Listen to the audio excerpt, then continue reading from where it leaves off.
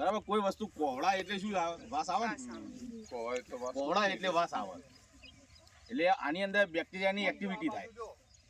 જે આપણે જે તત્વ અંદર નાખેલા છે ને એ બધાના એના ખોરાક તરીકે ઉપયોગ કરે. એટલે કોવળાય બધું. કોવળાય ને એના ગેસ સ્વરૂપે જે સ્મેલ આવે છે આપણને, એ ગેસ બધો બહાર નીકળે, એ આપણને દુર્ગંધ મારે. એટલે આ છે જીવામૃત. હવે આ કઈ રીતે બને? હવે આની અંદર વાંધો નહીં, આની અંદર 5 વસ્તુની જરૂર પડે. જીવામૃત બનાવવું હોય તો એક તો દેશી ગાય, દેશી એટલે આપણી કાંકરેજ અથવા તો ગીર ગાય જોયેલી છે ને બધાય. આપણે બધા ગામના જ છીએ ને, એટલે આપણે બધા ખેતી કરીએ છીએ, પશુપાલન કરતા હોય ઘેર, એટલે લગભગ બધાને ખબર હશે. દેશી ગાય એ પેલી ચટાપટા વાળી ને બધી આવે છે ને, એવી નહીં. એને કુંદવાનું ઉપર આપણે ગાય જોઈએ એટલે ઉપર ટેકરો હોય છે, ટેકરો ન હોય એ બધી વિલાયતી ગાય કહેવાય. પેલી એકદમ સપાટ ગાય આવે એકદમ. હવે એનું કોઈ વસ્તુ આપણે ઉપયોગ નહીં કરવાનો. જે ખૂંદવાળી હોય ને એમાંથી ગાયનું મૂત્ર અને ગાયનું છાણ, આ 2 વસ્તુ ઉપયોગ કરવાની. કેટલું? તો કે આ એક ડ્રમ બનાવવું હોય 200 લીટરનું, તો એની અંદર કેટલા લેવાનું? 10 કિલો ગાયનું છાણ અને ગાયનું ગૌમૂત્ર 10 લીટર. પછી કઠોળનો લોટ. આપણા ઘેર કોઈ પણ કઠોળ હોય, બગડી ગયેલું, સડી ગયેલું હોય અથવા તો સારું હોય, ચણા હોય, મગ હોય, અડદ હોય, કોઈ પણ કઠોળનો 1 કિલોનો લોટ 1 કિલો લેવાનો. ગાયનું છાણ, ગાયનું મૂત્ર અને 1 કિલો લોટ કઠોળનો. પછી ગોળ. આપણે જોઈએ બજારમાં વ્હાઈટ અને લાલ બે કલરના ગોળ મળતા હોય છે. આપણે લાલ કલરનો લેવાનો, એ દેશી ગોળ કહેવાય. કારણ કે વ્હાઈટ હોય ને એની અંદર શું હોય? કેમિકલથી પ્રોસેસ કરેલો હોય. એટલે વ્હાઈટ ગોળ ખાવા માટે પણ હિતાવ નહીં. એટલે લાલ ગોળ લેવાનો, જે આપણો દેશી ગોળ કહેવાય. જે ભેંસો રાખતા હશે ને, જ્યારે ભેંસો વિવાય એ ટાઈમે જે ખાણ અંદર આપતા હોઈએ ને, એની અંદર આપણે ઉપયોગ કરીએ એનો ખાણ બનાવવામાં. તો એ દેશી ગોળ 1 કિલો લેવાનું. આપણા ખેતરની આજુબાજુમાં જે જગ્યાએ આપણે દવા ના છંટાતી હોય, ખેડ ના થતી હોય, એવી અવાવરું કહેવાય ને, કોઈ ઝાડ નીચેની હોય, એની 2 મુઠ્ઠી માટી લેવાની. પછી તમે ખેતરમાં કદાચ જતા હોય તો રાફડા જોયા હશે, ઊંચા ઊંચા. શેના હોય છે? એરિયા સાપના ના હોય, એ ઉધઈના રાફડા હોય. ઉધઈનો રાફડો હોય એટલે અંદર હોલ બનેલા હોય, એટલે કદાચ મે બી બની શકે કે અંદર સાપ રહે. એના ખોરાક શોધવા માટે સાપ ગયો હોય અંદર. બાકી સાપ એવડી રાફડા ના બનાવે, એ ઉધઈના રાફડા હોય. તમે એની પણ માટી 2 મુઠ્ઠી લઈ શકો. બરાબર. પછી ગામની અંદર વડ, પીપળો હોય, એના નીચેની પણ માટી લઈ શકાય. આ બધું વ્યવસ્થિત મિક્સ કરીને એક ડ્રમની અંદર પાણી ભરીને એની સાથે હલાવીને મિક્સ કરી દેવાનું. હવે આ કેટલા દિવસ રાખવાનું? શિયાળો હોય તો 5 થી 7 દિવસ, ને ઉનાળો હોય તો 5 દિવસમાં તૈયાર થઈ જાય. હવે એના પાછળનું કારણ શું છે? કે ઘરે આપણે શું છે કે કોઈના ઘરે ઈડલી કે આ બધું ઢોસા કે આ બધું બનાવીએ ને, એટલે આપણે ઘડીક વાર માટે આથો લાવવા માટે ઘરે મમ્મીને બહાર મૂકતા હોય છે ને તડક, એટલે શું થાય? ગરમી હોય તો આથો ઝડપી આવે. એ જ વસ્તુ આપણા આ કલ્ચરની અંદર આથો લાવવાનો છે. એટલે જેટલો સમય પડ્યો રહેશે આથો આવશે. બેક્ટેરિયા હોય તો જ આથો આવે. આપણે દહીં જામે છે, બધાને ખબર છે ને કે દહીં જમાવી હોય દૂધમાંથી તો શું કરવું પડે?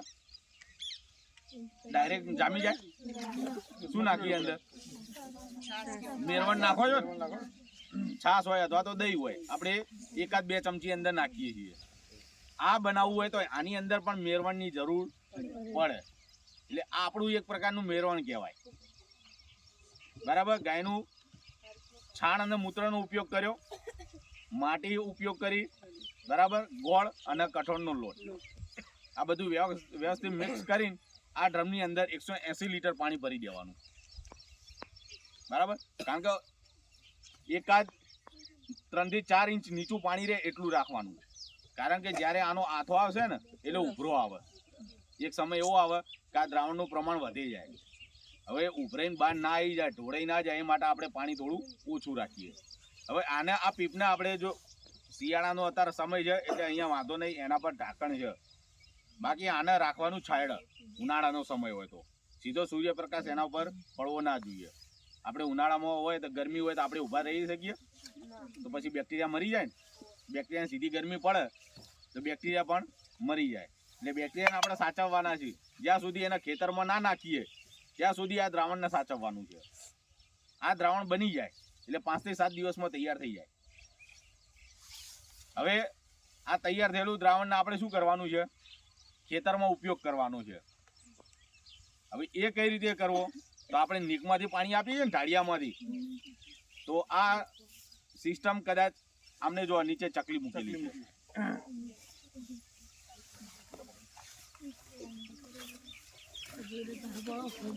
બતાવો દેખાય ઉભારો બરાબર,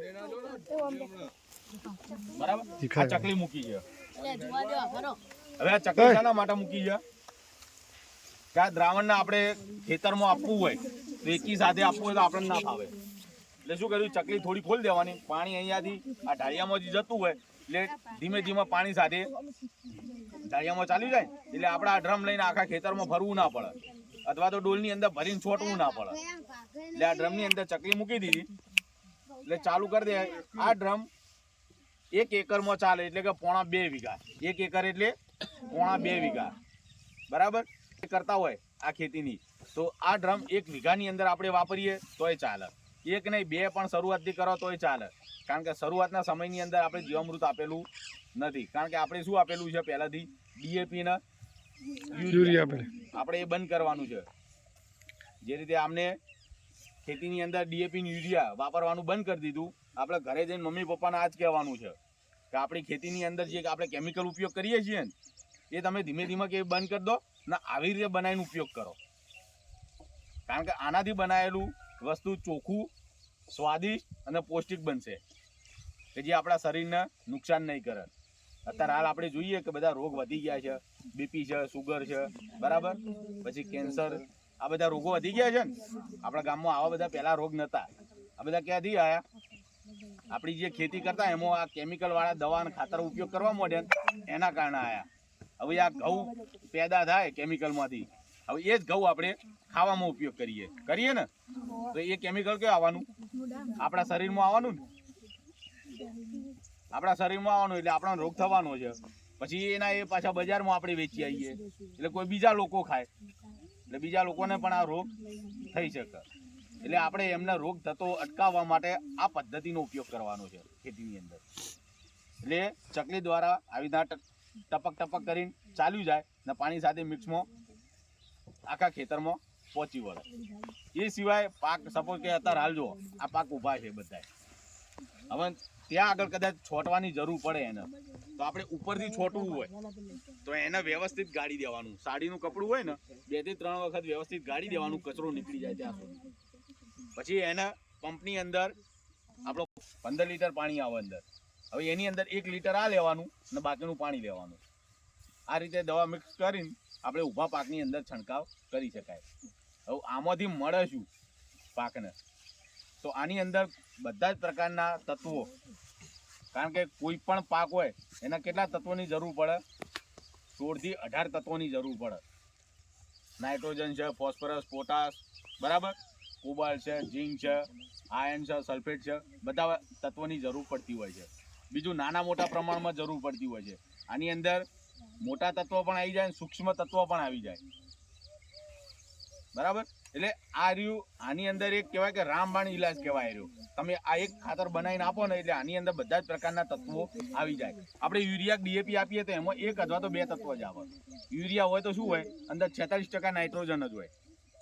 ડીએપી હોય તો નાઇટ્રોજન ને ફોસ્ફરસ હોય. એટલે આ સારામાં સારું ઉત્તમ ખાતર કહેવાય. દવા તરીકે પણ ઉપયોગ કરી શકીએ, બરાબર. પછી આગળની બીજી જે આપણે પદ્ધતિ છે આપણે આગળ બતાવે, તમને ફેરવે જઈએ ને સમજાવી દઈએ, બરાબર. તો આને આપણે ખેતરમાં આપવાનું છે. આવું ને આવું ખાતર બીજું પણ બને, ઘન જીવામૃત. આ આપણું પ્રવાહી જીવામૃત. હવે ઘન જીવામૃતનું છે આપણે આગળ જઈને બેસીએ એટલે પછી થોડી ચર્ચા કરીએ, બરાબર. ત્યારમાંથી લેવાની, સિવાય કે ગોળ.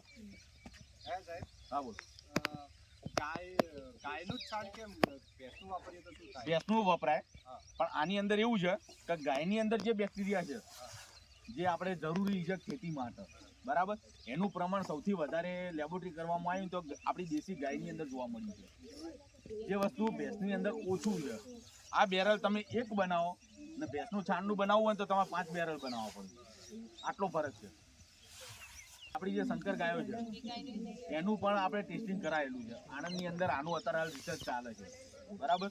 એનું પ્રમાણ જ્યારે આપણે આને ફેંકી દેવાનો સમય આવે ને એ સમયનું જે કાઉન્ટ થાય છે એટલું એ વિલાયતી ગાયની અંદર જોવા મળે છે. આપણે જે ફેંકી હોય હવે આ દ્રાવણ બનાવો ને એ દ્રાવણ હંમેશા 15 દિવસની અંદર વાપરી દેવાનું. 5 થી 7 દિવસમાં તૈયાર થઈ જાય ને બાકીના 5 થી 7 દિવસની અંદર તમારે આ ખેતરની અંદર ઉપયોગ કરી લેવાનો. પડ્યું નહીં રાખવાનું. 7 દિવસ 15 દિવસ થઈ જાય 15 દિવસ પછી આના જે બેક્ટેરિયાનો જે કાઉન્ટ છે અંદર બેક્ટેરિયા જે ઉત્પન્ન થયેલા છે જે તૈયાર થયા છે પછી એનો કાઉન્ટ ધીમે ધીમે ઘટે જાય. એટલે 15 દિવસની અંદર આ બેરલનો ઉપયોગ કરી લેવાનો. જ્યારે આપણે પિયત કરવાનું હોય આપણને ખબર છે કે આપણે અઠવાડિયા પછી પાણી આપવાનું છે તો અઠવાડિયા પહેલાં આની શરૂઆત કરી દેવાની બનાવવાની. કારણ કે એનો ટાઈમ રેસ્ટ પીરિયડ તો આપવો પડે 5 થી 7 દિવસ. બરાબર. એટલે જ્યારે પિયત કરવાનું હોય એના 5-7 દિવસ આ દ્રાવણ બનાવી દેવાનું તૈયાર થઈ જાય. જ્યારે પિયત આપવાનું એટલે ચકલી દ્વારા કે તમને જે રીતે યોગ્ય લાગે એ રીતે આપણે આપી શકીએ. ગરો ઊભા પાકની અંદર સ્પ્રે કરવો હોય હા બોલ હા પણ પાક પાકે છે. અત્યારે હાલ બજારની અંદર આપણે આનું માર્કેટ પર્ટિક્યુલર બનાવેલું નથી. બરાબર. ટૂંક સમયની અંદર આપણા એપીએમસી ની અંદર આનું માર્કેટ ઊભું થવા જઈ રહ્યું છે. બરાબર. 22 તારીખે આપણે રાજ્યપાલ શ્રી આવું છે. 22 તારીખે આપણે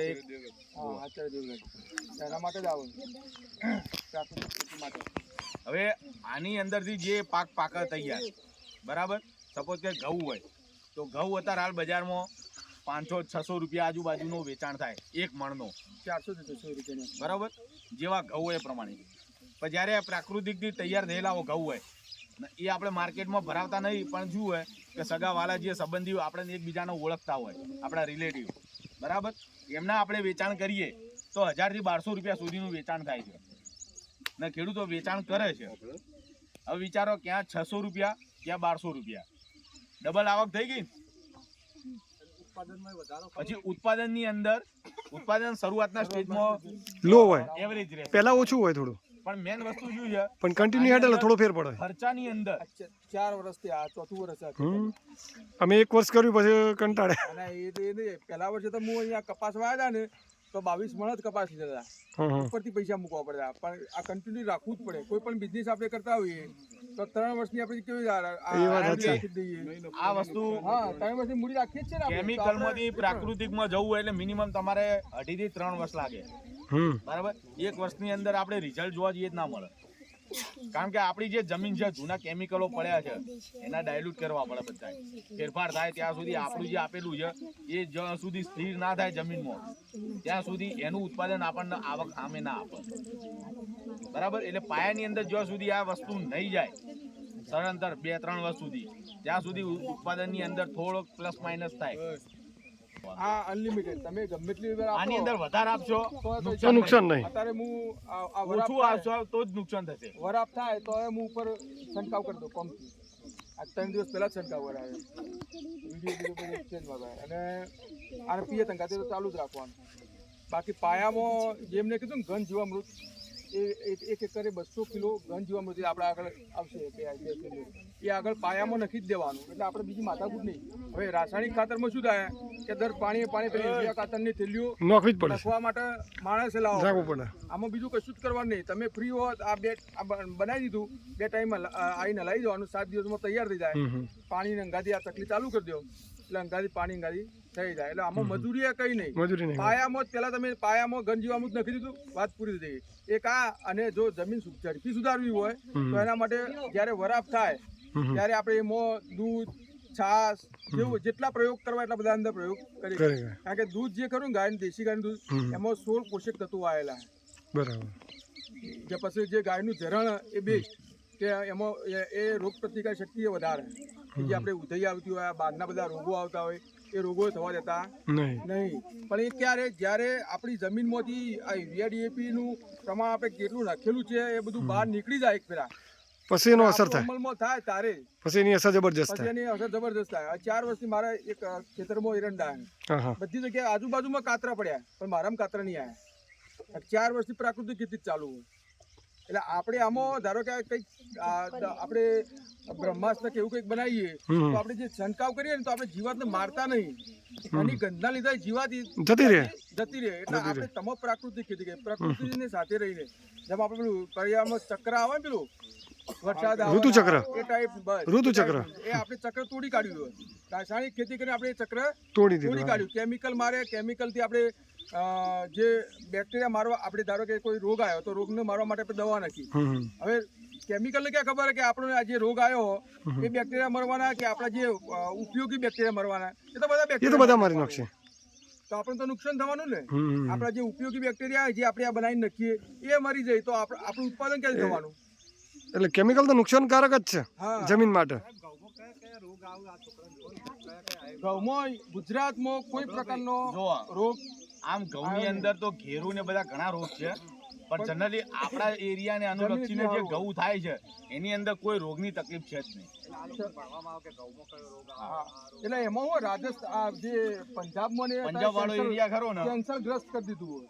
એટલે ત્યાં રોગનું પ્રમાણ ત્યાં વધારે રોગનું પ્રમાણ વધારે કારણ કે ઇન્ડિયામાં આપણે એક પ્રકારનું ગળપણ જેવું આવે બરાબર? એના લીધે રોગો વધી જાય. હવે તમે વધારે ઠોક કર્યું હોય તો અત્યારે એવું છે અડધી થેલી વધારે નો ચાલશે એવું સમજે હા અડધી થેલી વધારે નો કે સારું થાય હા સારું થાય. પછી જુઓ કોઈ બી પાક હોય એમાં વધારે રોગ આવવા પાછળનું કારણ શું હોય? વધારે પડતું પિયત આપ્યું હોય, વધારે પડતું પાણી ભરાયેલું રહે એટલે રોગ આવે. કારણ કે આપણને ખબર છે કે આપણે આપણી ગામની અંદર રહેતા હોય ને જો આગળ નાના નાના ખાડા ભરાઈ રહેતા હોય પાણીથી ભરાઈ રહેતા હોય ને તો આપણે રોગચાળો વધારે ફાટે. ખબર છે ને? એમાં જીવાત પડે જીવાત પડે, પછી નાની નાની મચ્છી પડતી હોય, પછી મચ્છર પડે. એટલે ભરાયેલું પાણી રહે ખેતરમાં અથવા તો આપણે ગામની અંદર આપણે કોઈ બી જગ્યાએ તો એની અંદર રોગચાળો થાય. એ જ વસ્તુ આપણા ખેતરની અંદર પણ એ જ વસ્તુ છે કે આપણા ખેતરની અંદર વધારે પડતું પિયત આપવામાં આવે, વારંવાર પિયત આપવામાં આવે, વચ્ચે ગાળો જે એનો અંતર છે ગાળાનો કે સપોઝ કે કોઈ પાક છે 10 દિવસે પિયત આપવું, 15 દિવસે પિયત આપવું, એ ગાળો આપણે ના સાચવીએ એટલે સદંતર પાણી આપ કરીએ એટલે શું થાય? આપણા ખેતરમાંથી ભેજ ઉડે જ નહીં. આપણા ખેતરમાં ભેજના ભેજ જ રહે. જ્યારે જોઈએ તો પગ ખૂપી જાય એવી હાલત હોય. હવે આવી કન્ડિશન હોય એટલે જીવાત બધી આવે. આપણે ચોમાસામાં એલી જેવું કરે તો આપણા ખેતરમાં શું થાય?